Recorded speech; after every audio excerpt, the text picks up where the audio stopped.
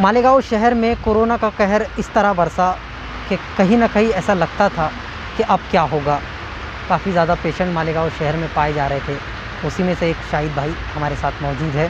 से पूछेंगे, जानना चाहेंगे कि आपको किस तरह वहाँ पर ट्रीटमेंट दिया। खुद हमें बताइए स्टार्ट से लेकर क्या हुआ। बात ऐसी है कि हम लोग में हमीद जमाली साहब, उनका इंतकाल हो गया। मौलाना बारी वगैरह की मैयत में बहुत आगे आगे थे। कुछ हालात के शिकार हम दोनों साथ में हो गए। उनकी लिखी थी वो चले गए और मैं उसी दिन, और मैं ज़्यादा तकलीफ़ हुई सांस की। जिस रोज़ हमीद जमाली का इंतकाल हुआ तो मैं फिर गाड़ी लेकर निकले तो मंसूरा का पता दिया गया। मंसूरा गए तो बाहरी से बोले यार तुम जीवन हॉस्पिटल जाओ।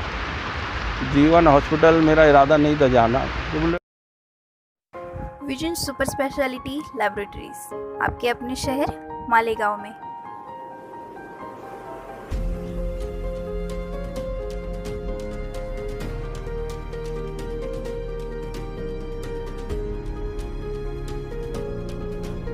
सभी तरह की एडवांस टेक्नोलॉजी की मशीनरीज। तुम वहाँ 11,000 खोली जाओ। वहाँ गए हम लोग, वहाँ के हालात देखे तो ऐसा था कि मौत को दावत देना। इसलिए वहाँ से वापस होने लगे तो मैं फ़ैरोज़ को फ़ोन किया, फ़ैरोज़ दिलावर, तो वो वहीं था उसी वक्त। फिर वहाँ से हम लोग सीधा फारान आए। फारान जाकर परवेज़ फैज़ी सर से बात हुई। परवेज़ सर वहाँ मौजूद थे। उन्होंने हमको एडमिट किया और तो फ़ौरन ट्रीटमेंट चालू किया।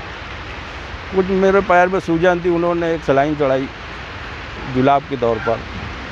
उससे मुझको 1-1.5 घंटे में बहुत काफ़ी आराम मिला और ऑक्सीजन लगाई। खुद परवेज़ फैज़ी सर भी मौजूद थे और सुफियान डॉक्टर ये मौजूद थे।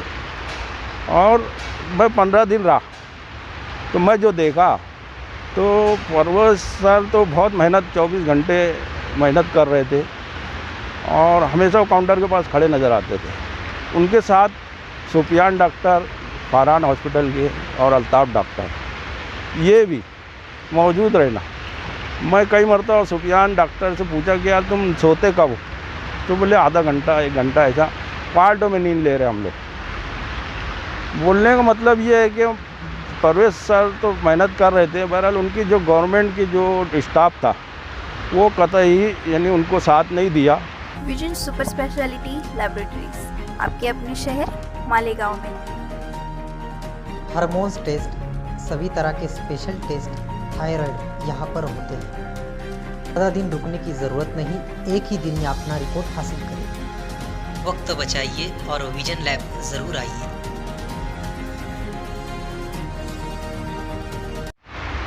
इसका सबूत ये है कि जब हम हॉस्पिटल में थे तो दादा भाऊ भूसे साहब आए थे, तो हमने उस वक्त भी ये शिकायत की थी कि यहाँ 2 दिन से एक आदमी भी नहीं आया है, सिर्फ अकेला सुफियान कंट्रोल कर रहा है। यहाँ तक कि उसने खुद हाथों से गोली भी पहुँचाई मरीजों को। इस कदर मेहनत किया सुफियान डॉक्टर ने और अल्ताफ़ डॉक्टर ने।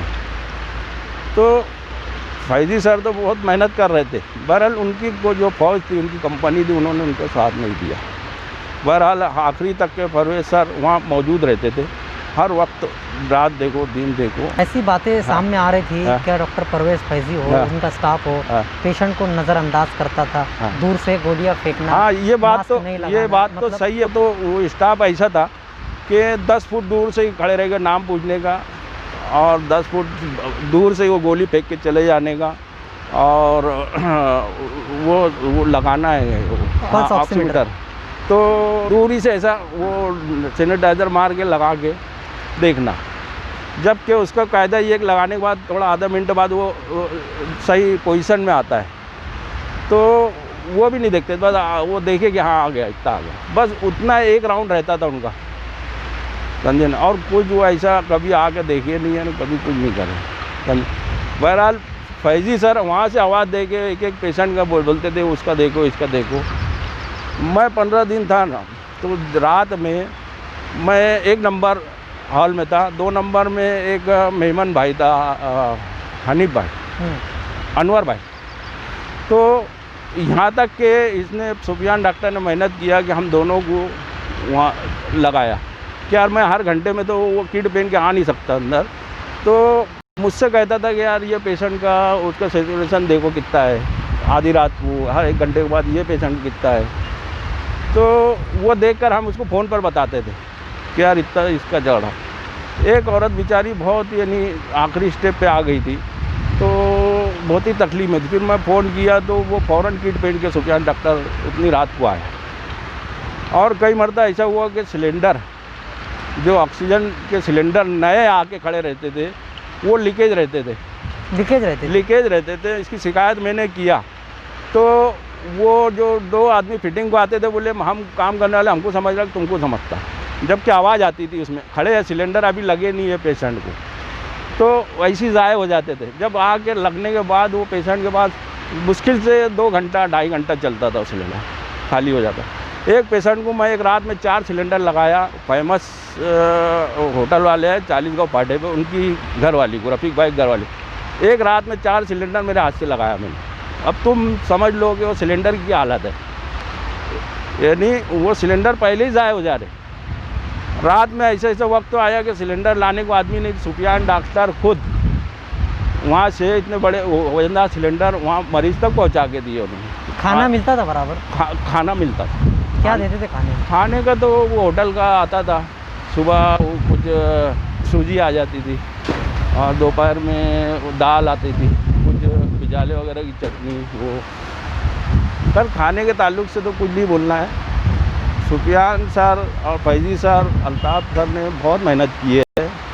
और जब ये सिलेंडर की बात आई तो उसने अपने आदमी सुफियान डॉक्टर ने, फरहान का एक आदमी शकील वॉचमैन है, उसको किट पहना के यहाँ काम लिया।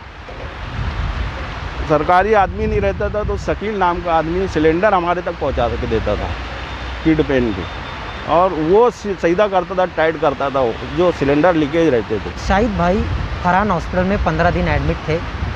वो कोरोना से पूरी तरह से रिकवर होके आज हमारे साथ बैठे हुए हैं, और अंदर की जो भी स्टोरी है, जो भी वहाँ पर हुआ, किस तरह से पेशेंट को ट्रीट करते थे, क्या क्या करते थे, और डॉक्टर्स कब आया करते थे, और जो वहाँ पर पेशेंट को जिस तरह से पेशेंट को ध्यान देना चाहिए देते थे या नहीं देते थे, वो सब हमें बता रहे हैं। डॉक्टर की इसमें कोई कोताही नहीं है, उनका स्टाफ ही जो था। तो हमारी जो जब दादा भाऊ को कंप्लेन के बाद दूसरे दिन नया स्टाफ मिला, एकदम फ़ौरन तबादला हुआ। हमको फ़ोन भी आया, सियासी लोग का नाम नहीं लूँगा, क्या तुम ऐसा क्यों बोले वैसा क्यों बोले। दूसरे दिन नया स्टाफ आने के बाद भी ऐसा लग रहा था कि वो सब एक ट्रेनिंग याफ्ता लोग हैं, जैसा वो पहला स्टाफ कर रहा था ऐसा दूसरा स्टाफ भी करा। क्या मालेगांव शहर के मौजूदा एमएलए भी आए थे आपको मिलने अंदर? नहीं, दादा भाऊ के अलावा कोई नहीं। तो वहाँ तक गेट के बाहर तक भी ऐसा कोई एमएलए आमदार कोई आया? हम तो बहुत यानी कसम पुरसी के आलम में थे अंदर आने की, हम खुद इजाज़त नहीं दे रहे थे। मेरे कई साथी